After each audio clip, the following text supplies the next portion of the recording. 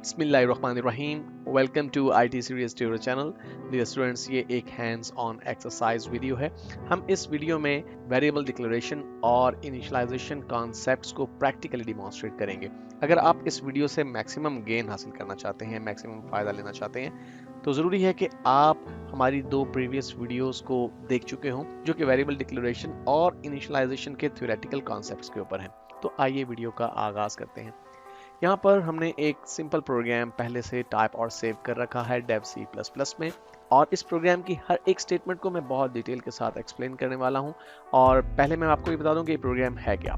ये एक simple programme है जिसमें हम दो वेरिएबल्स में दो डिफरेंट वैल्यूज स्टोर करेंगे और फिर तीसरे वेरिएबल में हम उन दो वेरिएबल्स में मौजूद वैल्यू का सम असाइन करेंगे और फिर उसे हम स्क्रीन पर डिस्प्ले करवाएंगे। तो सबसे पहली लाइन में आप देख रहे हैं कि हमने इंक्लूड प्रीप्रोसेसर डायरेक्टिव की मदद से एक हेडर फाइल को इंक्लूड किया है जिसका नाम IOStream है। IOStream फाइल क्या है और किस मकसद के लिए इस्तेमाल होती है, हम प्रीवियसली इस पर बहुत डिटेल से बात कर चुके हैं। लाइन नंबर 2 में हमने ये मेंशन किया है कि हम इस प्रोग्राम में जो ऑब्जेक्ट्स और प्री डिफाइंड फंक्शंस यूज करने वाले हैं, उन ऑब्जेक्ट और फंक्शंस के नामों को जिस नेम स्पेस में डिफाइन किया गया है उसका नाम std यानी स्टैंडर्ड है।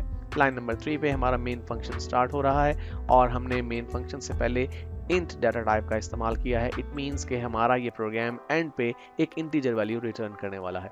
हमारा प्रोग्राम एक्चुअली जो स्टार्ट हो रहा है वो लाइन नंबर 4 से हो रहा है जहाँ पे ओपनिंग कर्ली ब्रेस का इस्तेमाल किया है हमने। यहाँ से ऑनवर्ड जितनी भी स्टेटमेंट्स हैं एक्चुअली ये हमारे प्रोग्राम का एक्चुअल मीट है। तो लाइन नंबर 5 पे आप देख रहे हैं कि हमने एक वेरिएबल डिक्लेयर किया है जिसका नाम सम है और जिसकी डाटा टाइप इंट है। लाइन नंबर 5 से लाइन नंबर 9 पे आपको ब्लू कलर से कुछ टेक्स्ट भी लिखा हुआ नजर आ रहा है हर एक स्टेटमेंट के एंड पे, जो कि कमेंट्स हैं। कमेंट्स क्या हैं और किस तरह से इस्तेमाल किए जाते हैं, इस पर भी हम एक सेपरेट वीडियो पहले से बना चुके हैं। तो हर एक सिंगल लाइन कमेंट से पहले हमने डबल फॉरवर्ड स्लैश का इस्तेमाल किया है जो कि ज़रूरी है। एक्चुअली अगर हम इस डबल फॉरवर्ड स्लैश का इस्तेमाल नहीं करेंगे, अगर मैं इसे डिलीट कर दूं, तो आप देखेंगे कि ये जो कमेंट है ये अब कमेंट कंसीडर नहीं किया जा रहा बल्कि इसे एक प्रोग्राम स्टेटमेंट कंसीडर किया जाएगा। और इस सूरत में अगर मैं प्रोग्राम को कंपाइल करूंगा डेफिनेटली मेरे पास एक एरर प्रोड्यूस होगा, क्योंकि ये कोई प्रॉपर स्टेटमेंट नहीं है बल्कि ये एक कमेंट है। तो जितने भी सिंगल लाइन कमेंट्स हैं उनसे पहले हमें डबल फॉरवर्ड स्लैश का इस्तेमाल करना लाजिम है। यहाँ पर एक बात बताना चलूँ कि मैंने इस प्रोग्राम में वेरिएबल डिक्लेरेशन के लिए अलग स्टेटमेंट्स इस्तेमाल की हैं और वैल्यूज असाइन करने के लिए मैंने अलग स्टेटमेंट्स का इस्तेमाल किया है। तो लाइन नंबर 5 में हमने इंटीजर टाइप वेरिएबल सम को डिक्लेयर किया। इसी तरह से लाइन नंबर 6 में हमने इंटीजर टाइप वेरिएबल a को डिक्लेयर किया और लाइन नंबर 7 में हमने इंटीजर टाइप वेरिएबल b को डिक्लेयर किया। अब इन तीन स्टेटमेंट्स की वजह से होगा क्या, तीन मेमोरी लोकेशंस हमारी मेन मेमोरी यानी रैम में रिजर्व हो जाएंगी और उन्हें सम, ए और बी के नाम असाइन कर दिए जाएंगे। मींस हम अपने प्रोग्राम में इन नामों की मदद से उन मेमोरी लोकेशंस में मौजूद वैल्यूज को यूज कर सकेंगे। लाइन नंबर 8 पे देखिए हमने वेरिएबल ए में एक वैल्यू स्टोर की है जो कि 10 की वैल्यू है और लाइन नंबर 9 में हमने बी वेरिएबल में 5 की वैल्यू स्टोर की है। ऐसा करने से होगा ये कि जो दो मेमोरी लोकेशंस रिजर्व की गई थी ए और बी नाम की, उन मेमोरी लोकेशंस में 10 और 5 की इंटीजर वैल्यू स्टोर कर दी जाएगी। लाइन नंबर 10 में हम असाइनमेंट ऑपरेटर का इस्तेमाल कर रहे हैं और ए और बी वेरिएबल में जो भी मौजूद वैल्यूज हैं उन्हें सम करके जो रिजल्ट आएगा वो स्टोर कर रहे हैं सम नामी वेरिएबल में। यहाँ पर आप देख रहे हैं कि इज इक्वल टू साइन या असाइनमेंट ऑपरेटर के लेफ्ट साइड पे वेरिएबल सम का नाम है और राइट साइड पे वेरिएबल ए और बी के दरमियान हमने प्लस साइन का इस्तेमाल किया। तो इससे होगा ये कि वेरिएबल ए और वेरिएबल बी में जो भी वैल्यूज स्टोर्ड हैं उन वैल्यूज का एक सम प्रोड्यूस हो जाएगा और वो असाइन हो जाएगा वेरिएबल सम को। यहाँ पर ये भी बताना चलूँ कि लाइन नंबर 10 हमारे प्रोग्राम में किसी किस्म का कोई आउटपुट प्रोड्यूस नहीं करेगी और सिर्फ सम नामी वेरिएबल जो कि पहले ही हम लाइन नंबर 5 में डिक्लेयर कर चुके हैं, उस वेरिएबल में ए और बी में मौजूद वैल्यूज का सम स्टोर कर दिया जाएगा। लाइन नंबर 11 में हम सी आउट ऑब्जेक्ट का इस्तेमाल कर रहे हैं और सी आउट ऑब्जेक्ट की मदद से हम क्या कर रहे हैं, यहाँ पर हम तीन चीजों को स्क्रीन पर प्रिंट कर रहे हैं। हम एक स्ट्रिंग लिटरल को स्क्रीन पर प्रिंट कर रहे हैं। यहाँ पे आप देख रहे हैं कि सी आउट के फौरन बाद हमने इंसर्शन ऑपरेटर का इस्तेमाल किया और इंसर्शन ऑपरेटर के बाद हमने एक स्ट्रिंग लिटरल यहाँ पर यूज की है। लिटरल्स क्या होती हैं और स्ट्रिंग लिटरल्स क्या हैं, इसके बारे में भी हम एक सेपरेट वीडियो पहले से क्रिएट कर चुके हैं। अब हम इस एक सिंगल सी आउट ऑब्जेक्ट की मदद से तीन चीजें स्क्रीन पर प्रिंट करवा रहे हैं। नंबर 1, एडिशन इज, और फिर कॉलन। ये text as it is screen पर प्रिंट होने वाला है क्योंकि ये एक स्ट्रिंग लिटरल है without double quotation marks. Double quotation marks यहाँ पर जो यूज किए जा रहे हैं ये आपके सिंटेक्स का पार्ट है कि जब भी स्ट्रिंग लिटरल को इस्तेमाल किया जाएगा तो डबल कोटेशन मार्क्स के पेयर के दरमियान ही इस्तेमाल किया जाएगा। उसके बाद दोबारा से हम इंसर्शन ऑपरेटर का इस्तेमाल कर रहे हैं और वेरिएबल सम यहाँ पर हम टाइप कर रहे हैं। ऐसा क्यों है?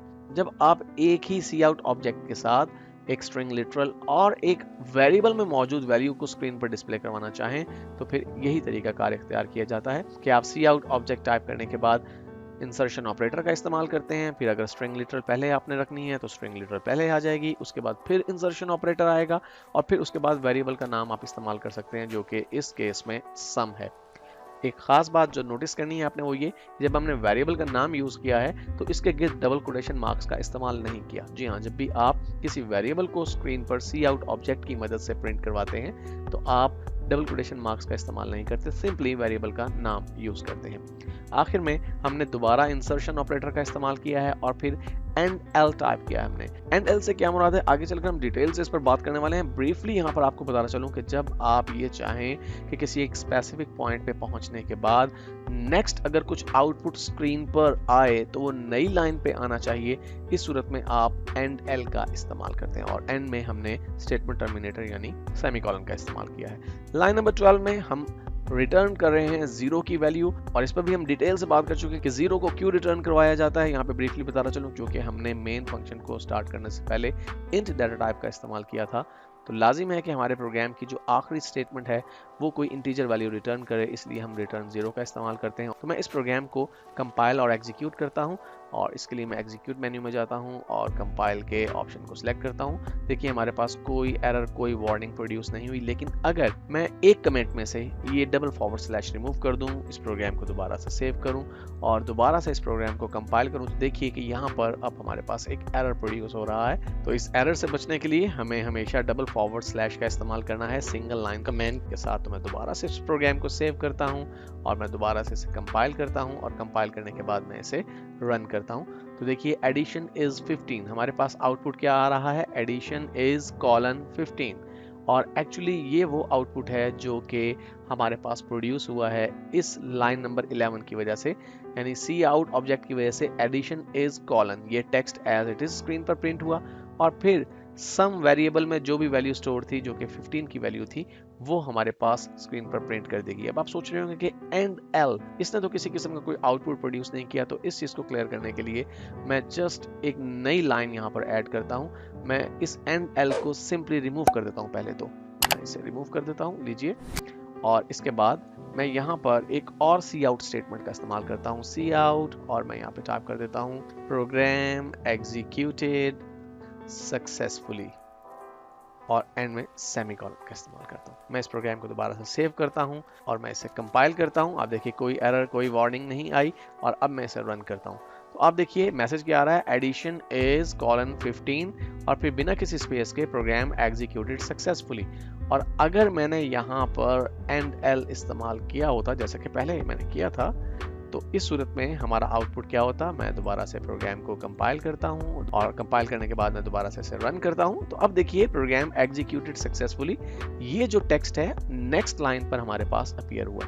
ओके डियर स्टूडेंट्स, इस पर्टिकुलर प्रोग्राम में मैंने हर एक वेरिएबल को एक सेपरेट स्टेटमेंट से डिक्लेयर किया और डिक्लेरेशन के वक्त मैंने उसमें कोई वैल्यू स्टोर नहीं की, यानी सिर्फ डिक्लेयर किया, इनिशियलाइज नहीं किया। इसी प्रोग्राम के दो डिफरेंट वेरिएंट्स मैंने पहले से सेव कर रखे हैं, आइए जरा उन पे भी नजर डाल लें। लाइन नंबर 1 से लेकर लाइन नंबर 5 तक का प्रोग्राम हमारा एग्जैक्टली सेम है। लाइन नंबर 7 पे जरा गौर कीजिए, int a is equal to 10, b is equal to 5।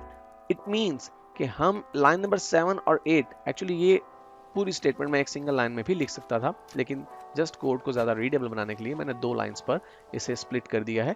आप देख रहे हैं कि हम इंटीजर टाइप वेरिएबल a को डिक्लेयर कर रहे हैं और साथ ही इनिशियलाइज भी कर रहे हैं, यानी a वेरिएबल में साथ ही हम 10 की वैल्यू स्टोर भी कर रहे हैं और फिर कॉमा की मदद से हम दूसरा वेरिएबल b डिक्लेयर भी कर रहे हैं और उसको इनिशियलाइज भी कर रहे हैं। हम प्रीवियसली इस पे बात कर चुके हैं कि जब वेरिएबल डिक्लेयर करते हुए साथ ही उसमें कोई वैल्यू स्टोर कर दी जाए तो इस प्रोसेस को हम वेरिएबल इनिशियलाइजेशन कहते हैं। तो यहाँ पर वेरिएबल डिक्लेरेशन और इनिशियलाइजेशन दोनों काम किए जा रहे हैं।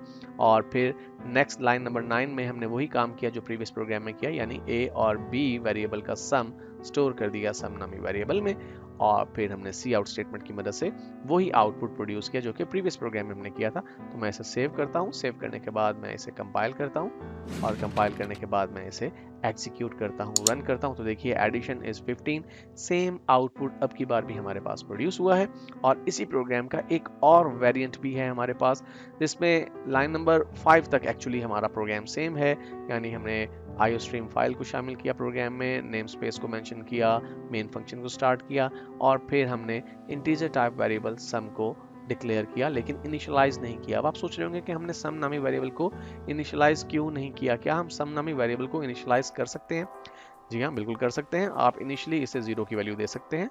हम इसे अगर 0 के साथ इनिशियलाइज कर दें तो कोई प्रॉब्लम नहीं है, क्योंकि आगे चलकर हम इस सम नामी वेरिएबल में a और b का जो टोटल है वो स्टोर करने वाले हैं। और वेरिएबल्स के बारे में हम ये बात पहले ही पढ़ चुके हैं कि वेरिएबल्स में हम प्रोग्राम एग्जीक्यूशन के दौरान वैल्यू चेंज कर सकते हैं, और यहाँ पर ऐसा ही हो रहा है। लाइन नंबर 5 में हमने वेरिएबल को डिक्लेयर किया और इनिशियलाइज किया 0 की वैल्यू से, लेकिन लाइन नंबर 8 में हम a और b का सम इस सम नामी वेरिएबल में स्टोर कर रहे हैं। इट मींस कि सम वेरिएबल में वैल्यू चेंज हो जाएगी लाइन नंबर 8 पे आने के बाद। अब इस प्रोग्राम में आप देख रहे हैं कि हमने इंटीजर टाइप दो वेरिएबल a और b डिक्लेयर किए हैं और इनिशियलाइज किए हैं बिल्कुल पहले ही की तरह, लेकिन यहाँ पर आप देख रहे थे कि हम जो कॉमा के बाद b की इनिशियलाइजेशन और डिक्लेरेशन है वो नेक्स्ट लाइन पे ले गए थे, लेकिन यहाँ पर हम डिक्लेरेशन और इनिशियलाइजेशन को एक ही लाइन पर टाइप कर रहे हैं। इससे कोई फर्क नहीं पड़ने वाला हमारे आउटपुट पर। और फिर आगे चलकर हमने सम नामी वेरिएबल में a और b का जो टोटल है वो स्टोर कर लिया,